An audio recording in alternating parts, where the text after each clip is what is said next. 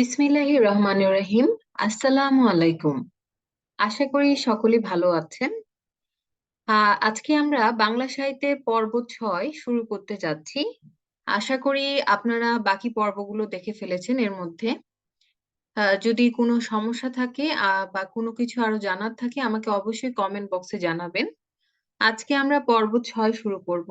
প্রথমে আমরা রোমান্টিক প্রণয় উপাখ্যান দিয়ে শুরু করব। এর বিসিএস এবং সকল সরকারি চাকরি পরীক্ষার জন্য প্রশ্ন ব্যাংক থেকে আসা অধ্যায় ভিত্তিক প্রশ্ন সমাধান পর্ব চলছে। প্রথমে আমরা বিসিএস পরীক্ষায় আসা প্রশ্ন উত্তরগুলো দেখব। দৌলত উজির বাহারাম খান কোন অঞ্চলের অধিবাসী ছিলেন? এটি ৩৮তম বিসিএস পরীক্ষায় এসেছে, চট্টগ্রাম। বাংলা সাহিত্যের ইতিহাসে প্রাচীনতম মুসলমান কবি কে ছিলেন, অথবা প্রাচীনতম বাঙালি মুসলমান কবি কে? দুই ভাবেই প্রশ্নটি আসতে পারে এবং এসেছে। কোথায় কোথায় এসেছে আমি এটি প্রত্যেকটি প্রশ্নের নিচে লিখে দিয়েছি। যেমন এটি 29তম বিসিএস পরীক্ষা, 12তম বিসিএস পরীক্ষা, শ্রম ও কর্মসংস্থান মন্ত্রণালয়ের প্রধান পরিদর্শকে 2009। প্রত্যেকটি প্রশ্নের পাশে আমি লিখে দিয়েছি যে এটি কোন কোন সালে এসেছে বা কোন বিসিএস পরীক্ষায় এসেছে, একটু ভালো করে দেখে বুঝে পড়বেন। তো বাংলা সাহিত্যের ইতিহাসে প্রাচীনতম মুসলমান কবি শাহ মোহাম্মদ সগীর। রোমান্টিক প্রণয়োপাখ্যান ইউসুফ জুলেখার রচয়িতা কে? বা ইউসুফ জুলেখা কাব্যগ্রন্থের রচয়িতা কে? শাহ মোহাম্মদ সগীর। মুসলমান কবি রচিত প্রাচীনতম বাংলা কাব্য বা বাংলা সাহিত্যের প্রথম প্রণয়োপাখ্যান কোনটি? ইউসুফ জুলেখা। এখন আমরা নন ক্যাডার ও অন্যান্য পরীক্ষার প্রশ্নোত্তরগুলো দেখব। বাংলা সাহিত্যের মধ্যযুগে মুসলিম কবিদের উল্লেখযোগ্য অবদান রোমান্টিক প্রণয়োপাখ্যানে।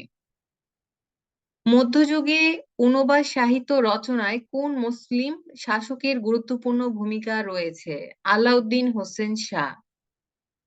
রোমান্টিক প্রণয়োপাখ্যান ধারার প্রথম কবি শাহ মোহাম্মদ সগীর। দৌলত উজির বাহারাম খানের জন্মস্থান চট্টগ্রাম। ব্যাংক বা বীমা পরীক্ষায় আসা প্রশ্নোত্তর পর্ব। লাইলি মজনু কাব্যের উপাখ্যান কোন দেশের? ইরান।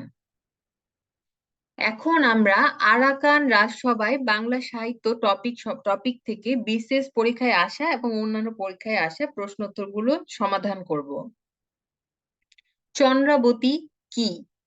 চন্দ্রাবতী একটি কাব্য। এটির ব্যাখ্যা হচ্ছে আরাকান রাজসভার অন্যতম খ্যাতিমান ব্যক্তি করিশি মাগন ঠাকুর চন্দ্রাবতী নামক কাব্যগ্রন্থের রচয়িতা। চন্দ্রাবতী ও জয়চন্দ্র পালাগান সংক্রান্ত গ্রন্থটি নয়ন চাঁদ ঘোষ কর্তৃক রচিত। তফা কাব্যটি কে রচনা করেন? আলাউল। তাম্বুল রাতুল হইল অধর পরশে, অর্থ কি এটির? ঠোঁটের পরশে পান লাল হলো। আলাউলের তফা কোন ধরনের কাব্য? এটি একটি নীতি কাব্য। কবি আলাউলের জন্মস্থান কোনটি? চট্টগ্রামের জোবরা। ব্যাখ্যা হচ্ছে এটি ডক্টর এনামুল হকের মতে আলাউলের জন্ম হচ্ছে চট্টগ্রামের জোবরায়। ডক্টর মোহাম্মদ শহীদুল্লাহর মতে আলাউলের জন্ম হচ্ছে ফরিদপুরের ফতেয়াবাদ গ্রামে। লৌকিক কাহিনী প্রথম রচয়িতা কে? দৌলত কাজী। যখন আমাদের অপশনে এরকম দুটি মত থাকবে, অপশনে দুটি একসাথে কোনোদিন থাকবে না।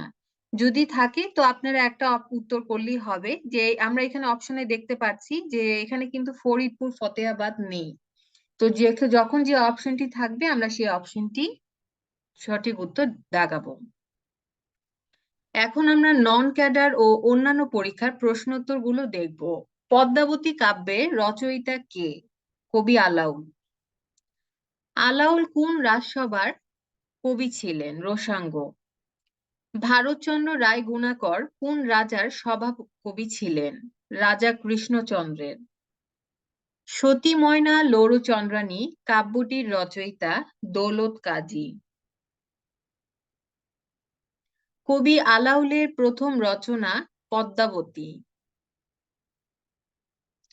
কোন দুজন আরাকান রাজসভার কবি? মহাকবি আলাউল ও দৌলত কাজী। আলাউল কোন রাজসভার কবি ছিলেন? আরাকান রাজসভা। আরাকান আরাকানে কখন সমৃদ্ধ সাহিত্য সৃষ্টি হয়েছিল? সপ্তদশ শতকে। নসিরানামা কাব্যগ্রন্থ রচনা করেন কবি মর্দন। আরাকান রাজসভার প্রথম বাঙালি কবি দৌলত কাজী। মধ্যযুগের সবচেয়ে উল্লেখযোগ্য মুসলমান কবি কে?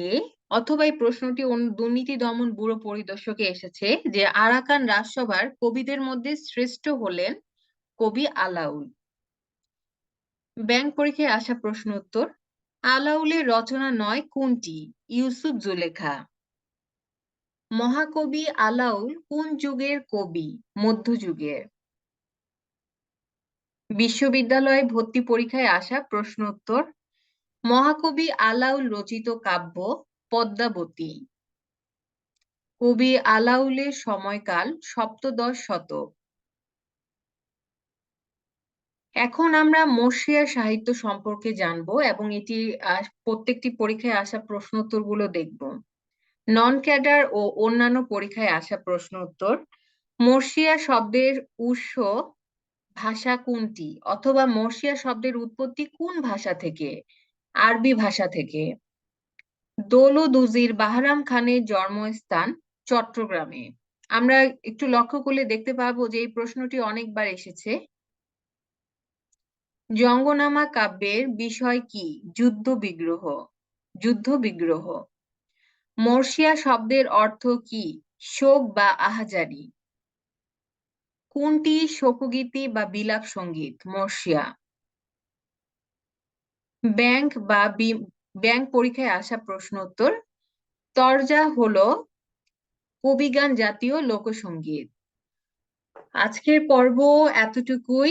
আপনারা সবগুলো প্রশ্ন ভালো করে পড়বেন।